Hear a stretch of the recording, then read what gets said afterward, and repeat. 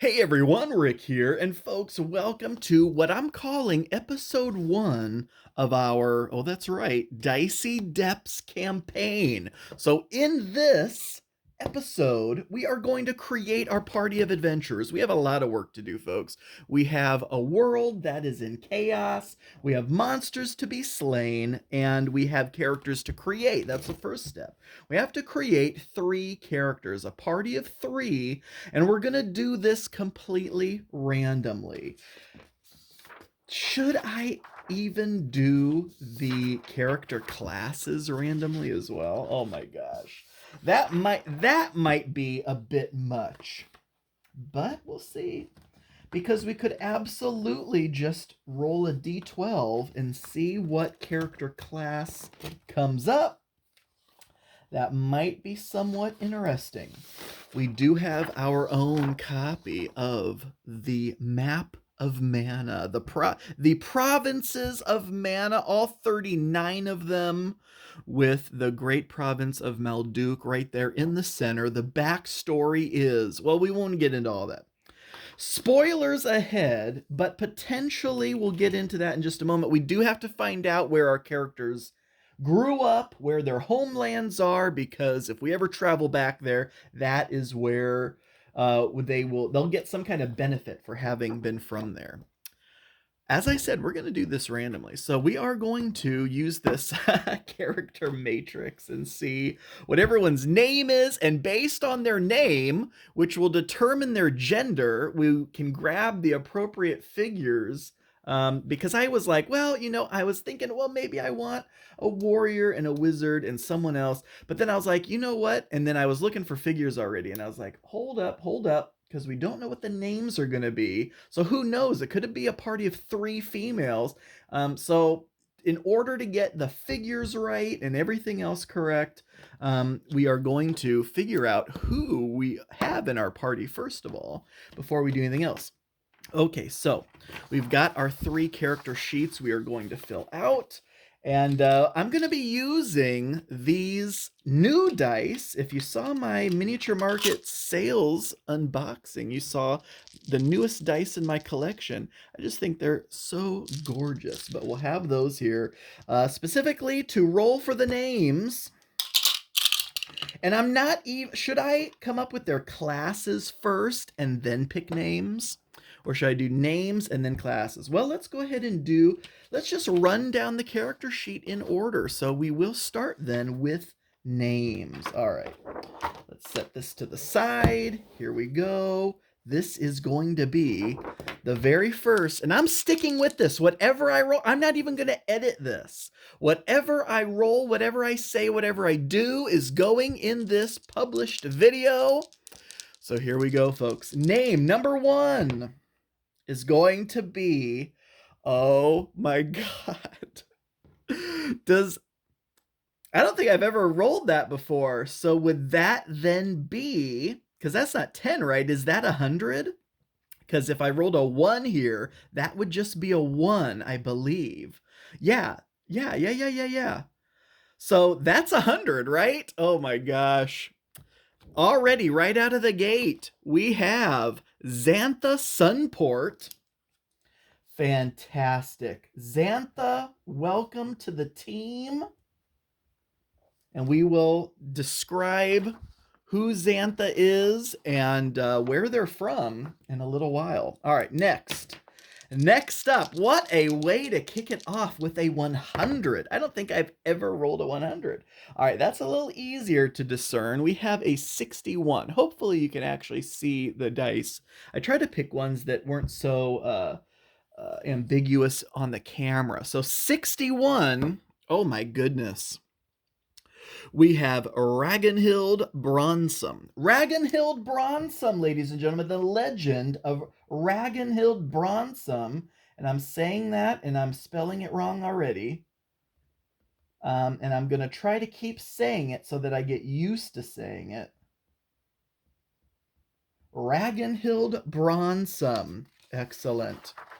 And, okay, I think we got that correct. Next, this is our 3rd and final party member. Who is it going to be?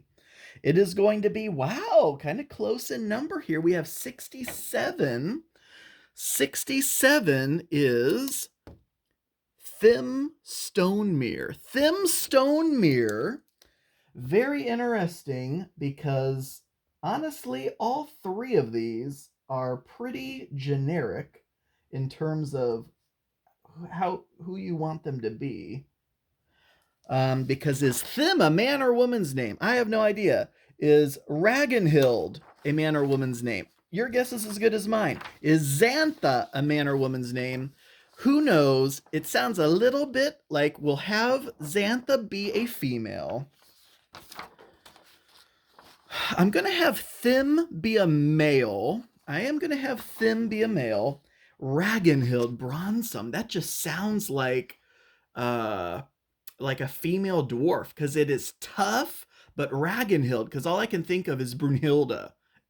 So Ragnhild, I think that's going to be a female. So I think we have a party of 2 females and 1 male, and we are going to then come up with their classes at this point now. So we've got the names down. The names are all very interesting, but let's now find out what class each of these individuals are. So let's just go down the line of classes, shall we? Because these are going to be 1 through 12, what we roll for each of these. So we could have Thim be a barbarian, a bard, a cleric, conjurer, druid, knight, necromancer, rogue, rune master, warlock, warrior, or a wizard. And that'll just be 1 through 12. All right, let's start with Thim, since Thim is up here and ready to go. Let's roll a d12 and see what class Thim ends up being. And I'm going to try to pay attention to the boundaries of the camera while I do this. Thim is a number 5. So in this list of character classes, we have 1, 2, 3, 4, 5. Thim is a druid. Thim Stonemere is a druid. All right. I'm going to put, just so I don't forget, that we are having Thim be a male. All right. Thim Stonemere is a male druid. Next, Xantha Sunport. What kind of character is Xantha? Xantha is a 6, which means Xantha Sunport is going to be our knight. And I will, even though you can have multiple of the same class, just for variety's sake, I will re-roll if we then roll another druid or knight for Ragnhild. All right, so Xantha is a knight. Excellent, fantastic. Next, Ragnhild Bronsum, which we have already declared is female. Ragnhild's class is a 1. Oh my gosh. That means Ragnhild is a barbarian. So we have a druid, a knight, and now a barbarian. Oh my gosh, I knew it. I knew that Ragnhild sounded tough, and this was perfect. That is fantastic. Oh my gosh. We have now got our 3 names, our 3 classes. Let's go with finding their figures first. So I know I said I wasn't going to edit this, but let's pause and then I'll be back with the figs. All right, here we go. We have Ragnhild Bronsum, the female barbarian. And this, if you also saw my last miniature market haul, is one of my brand new figures that I just grabbed. How perfect did that end up being? I ended up going with this older figure. I want to say it's Crystal Cast. I want to say this is an old this is pre-painted. Now I did flock the base, but can you believe it? This is an old metal pre-painted figure. I want to say Crystal Cast, but I may have just told a bold-faced lie. But the cape on this guy has all sorts of moons and stars and everything. I just thought it was a cool, I know it doesn't necessarily look very naturey, druidy, but I just thought he still looked really cool. Plus, I haven't gotten to use this one in a while. So that is Thim Stonemere, and then here is our female knight. I wanted to grab a female figure with a shield, so this ended up being perfect. And actually, it is a human paladin, which in Dicey Depths, that's pretty much what a knight ends up being in terms of protection bonuses for the rest of the party. So we got the figures down. I wanted to get their personalities here, and I know I have a notepad somewhere because I was going to also take notes, and I don't need to do this on camera. I'll do it afterward. But I am going to take a couple notes to myself just because I also do want to get their personalities down, and we're going to use these scrying stones in order to do that. So I want to know what their quirks are and all that other kind of fun stuff. Additionally, we need to figure out where they're from. So maybe we should do that first and then figure out what their... I don't want to move this too far because I need to know where the camera is. One of these has our province cards in it, and I grabbed the right one, so here we go. All the province cards are right here. So here we go. We're going to find out where each of these three are from, and they could potentially be from the same province, because we will, once we draw one of these province cards, we'll just reshuffle it back into the deck. That way, everyone could be neighbors, potentially. We should get our map over here, and also my little stickers, because we will be stickering this map up with where they're from as well. Okay, here we go. Where is the vicious Ragnhild Bronsum, the female barbarian? Notice these are all humans. I guess I could have done elves, or I don't know. I'm just attracted to the prospect of 3 human adventures. Anyways, so here we go. Where is Ragnhild Bronsum from? They are from Cragshire, Province 13, which places her right here. Eastern forests, mostly lowland plains, adjacent province to a water landmark, water feature. Let's make sure I get this down. So she is from Cragshire, number 13. Interesting. Okay. And I'm also going to... Well, I can do that later. I'll sticker the map in a little bit. Okay. Next, we're going to shuffle this back up again. Because is Thim Stonemere also from Cragshire? Well, we don't know. So we got to shuffle this up and see where Thim is from.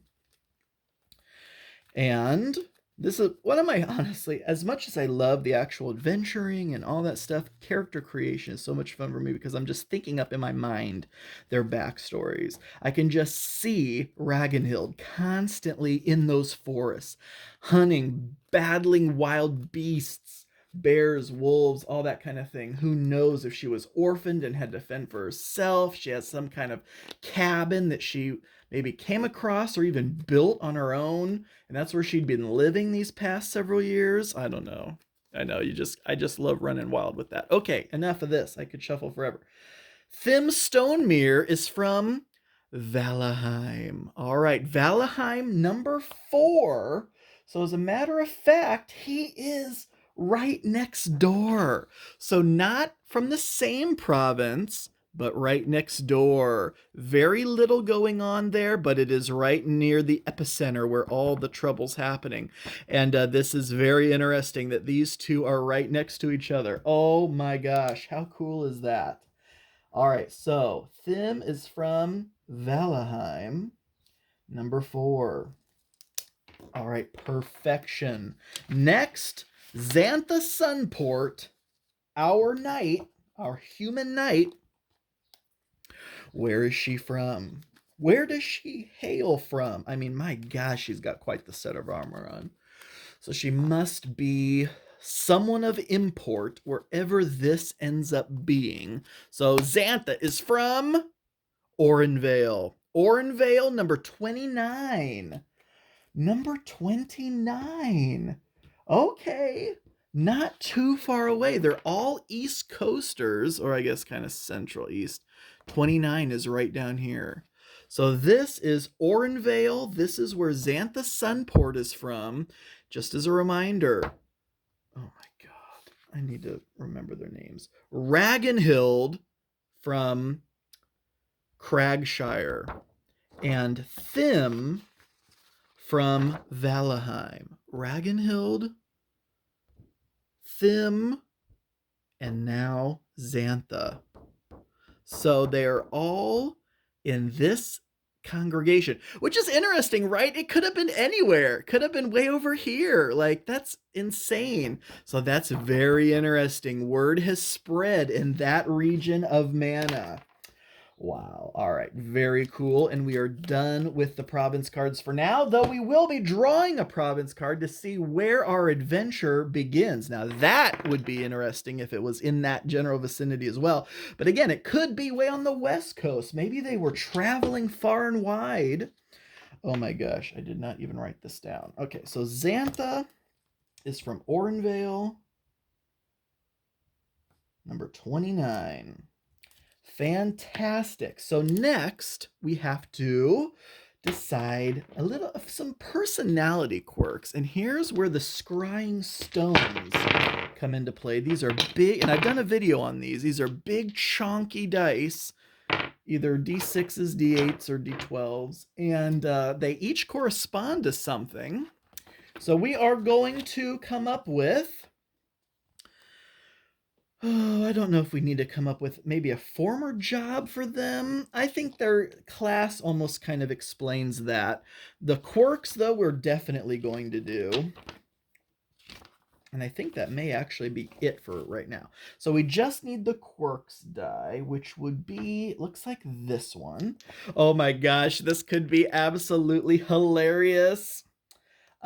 Should we do ages as well? I don't know. Well, I think maybe we'll just come up with that on our own, because I was going to roll a D100 again for that, but I would need a better way to do like a bell curve where more realistic options in the probably 20s and 30s would be most likely to happen. But either way, honestly, I shouldn't say this because we're not going to end up having to bury any of these individuals, but I was going to say we probably shouldn't get too attached to them before they even have their first adventure. All right. Anyways, first up, we are going to do Xantha Sunport, the female knight from Orenvale. This is, and I'm going to do one quirk a piece, and this is just for fun. This really has no in-game play action, except for when we make some decisions with her. And each of these, we may lean on this quirk to come up with that. All right, anyways. Xantha. Xantha is quiet. Oh my gosh. Our human knight. Xantha is quiet. I'm writing all this down on the character sheet. I was going to put it in a notepad, but that's okay. Xantha, the quiet knight. Isn't that interesting? All right, next is Ragnhild. Ragnhild Bronsum, the barbarian from Cragshire. Oh my goodness. They are scarred. Ragnhild is scarred. Oh my goodness. How cool is that, and how much sense does that make? Ragnhild the scarred. That is fantastic. Okay, love that. So far, this has been very interesting. Next is Thym Stonemere. Here we go. Thym, the legendary Thym Stonemere. Not quite legendary yet. We shouldn't have his boots be bigger than his breeches just yet. Next. Oh my gosh. Oh, how freaking cool is that? That is Unusual Languages. Druid, Thym the Druid from Valheim is well versed in unusual languages. Oh my gosh, unusual languages. How crazy is that? Oh my gosh. You have to admit, that is pretty cool. So just to recap, we have Xantha Sunport, the female knight from Orenvale, who is known as Quiet. We have Ragnhild Bronsum, the female barbarian from Cragshire, who is Scarred. And we have Thym Stonemere, the male druid from Valheim, who is well-versed in unusual languages. What a party we have! And now it is time to find out what their stats are. All right, here we go. Let's do this. Look at this cool chainmail dice bag. I've had this for years. Oh, I can't even remember where I got this from, but it is fantastic. But it's been a long time. I know that because I got this for Warhammer Fantasy. And that was one of the first times I had ever bought a big old Chessex brick of the smaller, I think these are what, 12 millimeter D6? And they're the same color as my Warhammer Fantasy Army of the Empire. They're this blue, marbled blue and gold color scheme. And then I also got these purple and bluish green with gold pip larger dice to use as my magic dice for channeling magic. Anyways, here we go. It is time to get their stats in line. You know what? Before we do that, let's pull out their actual class cards here, because I want to run down with you what each of them can actually do. All right, we have a knight, we have a barbarian, and then we have a druid. Where is our druid? The druid one is one of the thicker ones because they have the ability to summon animal companions. All right, here we go. Let's talk about, and I swear I will get these names down. All right, let's talk about Xantha Sunport, the Quiet Knight, first of all. Okay, so the knight is a valiant fighter who is both well-armed and loyal to their fellow adventurers. As such, the knight's special trait is Shield Wall, which grants the knight multiple benefits, first of which, the knight begins the game with the highest possible armor value of 3. Second, the knight always rolls 1 extra d6 when defending. And finally, once per combat round, when a fellow adventurer is targeted in combat, the knight may be targeted in their place, effectively stepping in front of a wounded ally to take the potential hit.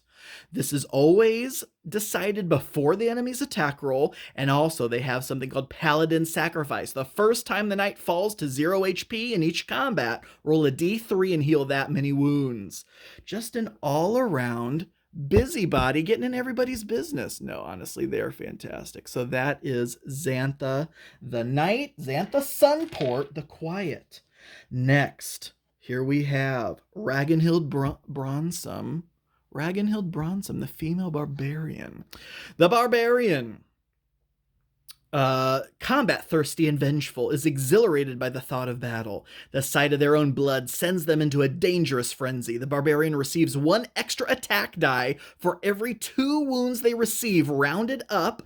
Example, a barbarian with an attack attribute of 6 and 5 wounds would roll 9 dice. When attacked, the barbarian may forego their defense roll in order to voluntarily receive wounds that exceed their armor. Additionally, the barbarian rerolls natural 1s when attacking. Good lord.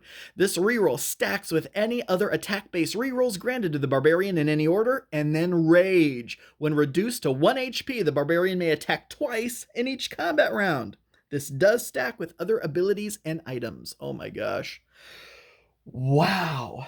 We have a decent shot here of having a fantastic party. Next, Thym Stonemere from Valheim, the Druid. Thym the Druid. Here we go. I may read most of this anyway. All right, anyway, the druid may choose an animal companion from the list below at the beginning of each combat or at any time during the combat on their own turn as their action for that turn. An animal companion may only be summoned once per combat. The animal companion does not have its own target value, though the druid may have an opponent's attack targeting the druid, not an allied character, target their animal companion instead. The animal companion flees if the druid is eliminated in combat. Animal companions cannot be infected. They are generated as an enhanced tier 1, which means roll 2d6 and choose the higher, with its own initiative value and acts independently of and in addition to the druid with the following abilities. So on each combat, the druid can either summon a creature of flight, a creature of spite, or a creature of might. So if they choose flight, it's going to be something flying like a hawk or a raven or a drake or even a wyvern maybe at higher levels. With swooping strike, so it attacks first, simultaneous with the rogue. Rogue always goes first in combat, and also has aerial acrobatics. They get to reroll failed defense dice 1 time. Creature of spite, think of a giant spider or a snake or something. They have poison, which I actually should rewrite to infection. Wounds on an opponent, poison it. Poison does not stack at the end of each combat round. Roll a d6 for each poisoned opponent. 1 to 3 causes additional wound. 4 to 6, no effect. And also snake bite. Attack dice of 6 explode. So when attacking, rolling dice, any 6s explode, which means roll an additional dice for each natural attack roll of 6. And those 6s may also explode. And lastly, the creature of might. Think of a huge grizzly bear or something. Relentless. Reroll failed attack dice 1 time, and brutality attack dice results are all +1. Whew. So we have a decent trio here, to be sure. All right, let us pause and we will be back. All right, folks, here we go with the attribute rolling time. This is the most, hopefully I just grabbed the right 2 dice, because this is the all-important attribute setting time. So this could make or break them. All right, so anyways, here we have attack, armor, speed, health points, initiative bonus, a target value, and experience. You can think of armor in one of 2 ways. For someone like Xantha, armor is going to be literally probably armor, and also her ability to probably use her shield. For someone like Thim, armor value is more like a defense value. So even though Thim is not very heavily armored, Thim has natural ways of defending himself.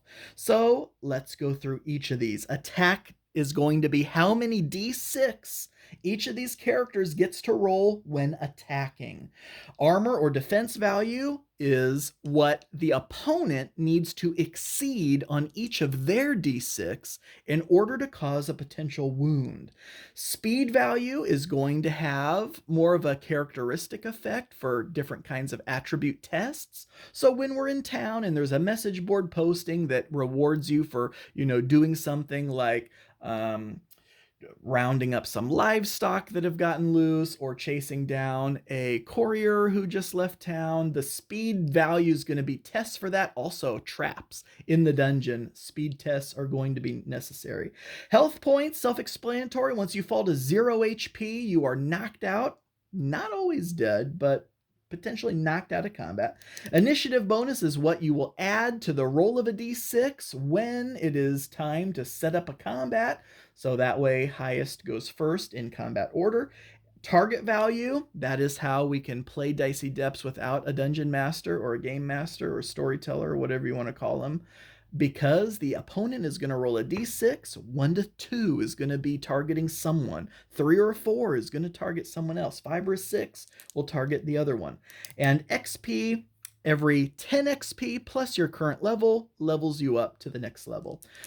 Generating attack is going to be 2d6 and choosing the higher. Though I will say, after we roll all these values, attack, armor, and HP added all together, if that value is, I believe it's, 12 or less, we re-roll the whole thing. But even if it ends up being 13 or more, we still get 1 mulligan, and we get to choose which of those we take.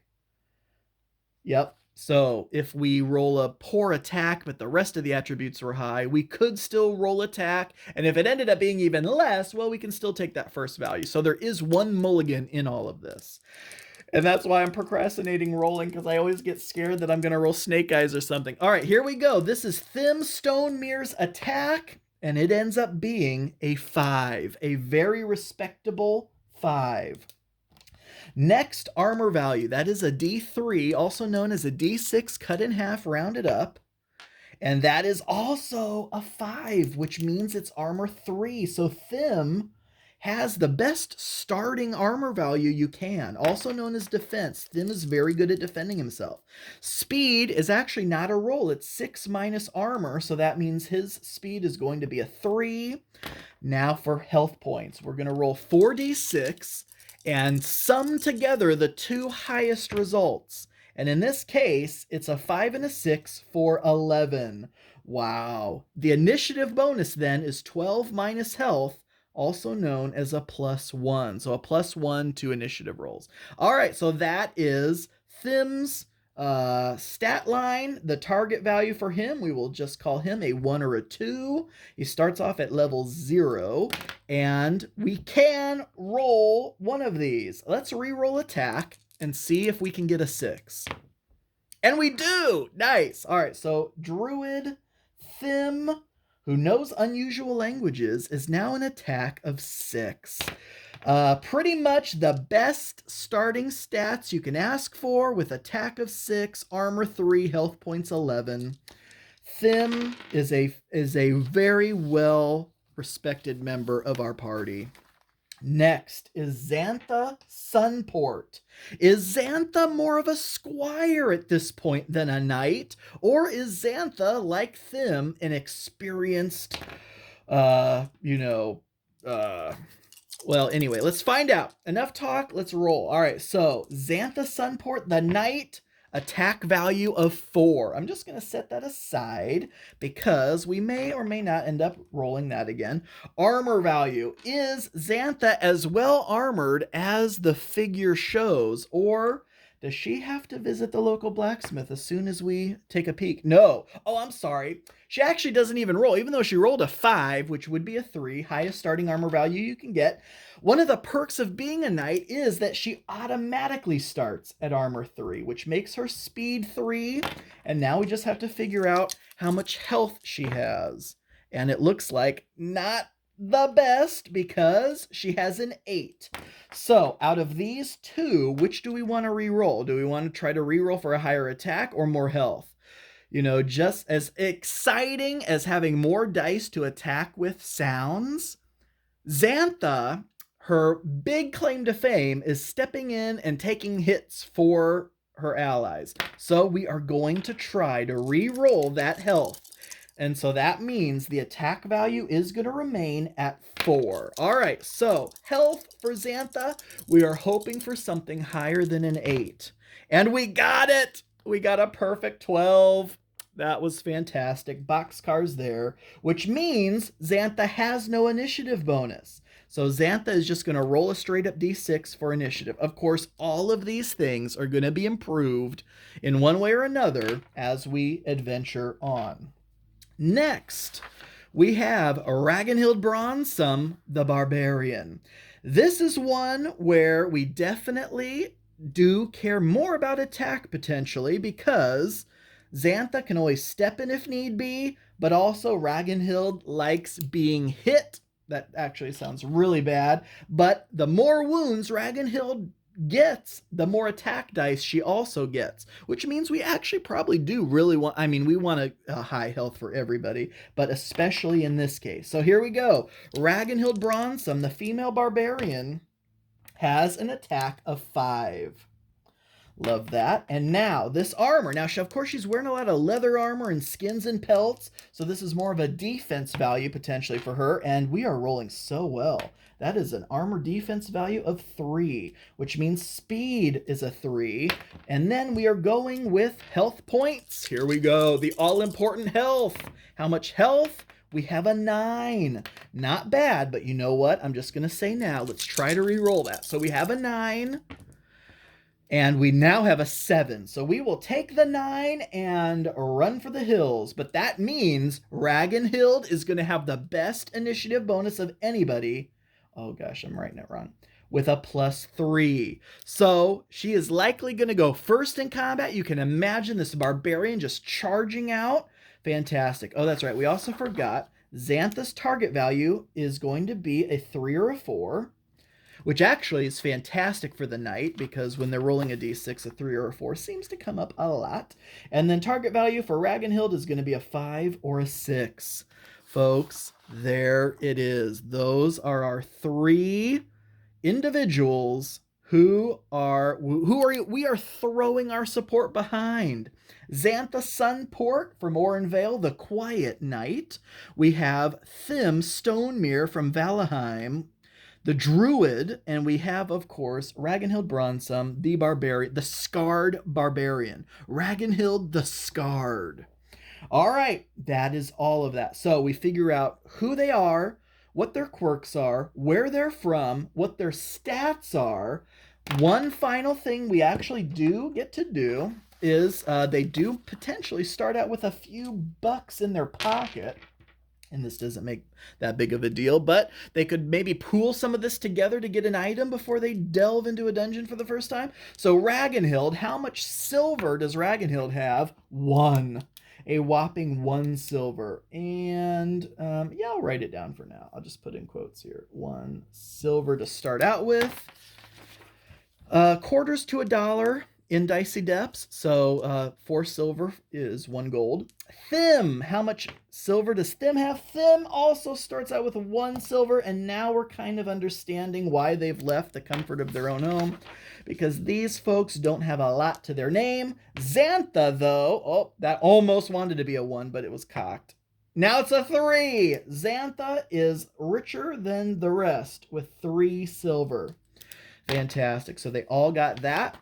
Next, folks, on episode 2, we are going to have each of them fight their first individual combat one-on-one against some kind of creature or beast to solidify them and see if they're actually going to join a party. If one or more of them falls in that combat, we're going to re-roll and come up with someone new. So hopefully they all survive that initial combat, that test of strength to see if they're worthy enough to be in our Dicey Depths campaign. But that is where we're going to leave episode 1. I had a blast just coming up with the characters. I can't wait until we start delving into the dungeon, visiting city. Oh, one thing. No, you know what? I'll leave it for next time. I was going to say, what province do we start in and generate the province and come up with how big the town is and all that stuff. We will leave that for episode 2. So here it is, folks. The end of episode 1. This was a long one, almost 40 minutes, but I had a blast. I hope you did as well. Thank you all so much for watching. I do truly appreciate it. And until next time.